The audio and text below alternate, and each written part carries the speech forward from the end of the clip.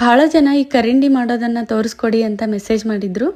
ನಮ್ಮ ಕಡೆ ಇದು ಮಾಡೋದು ಬಹಳ ಕಡಿಮೆ, ಹಾಗಾಗಿ ಇದ್ರ ಬಗ್ಗೆ ಅಷ್ಟೊಂದು ಐಡಿಯಾ ಇರಲಿಲ್ಲ. ನನ್ನ ಫ್ರೆಂಡ್ ಅವರಮ್ಮ ಇನ್ ಡೀಟೇಲಾಗಿ ಮಾಡೋದನ್ನು ತಿಳಿಸ್ಕೊಟ್ರು.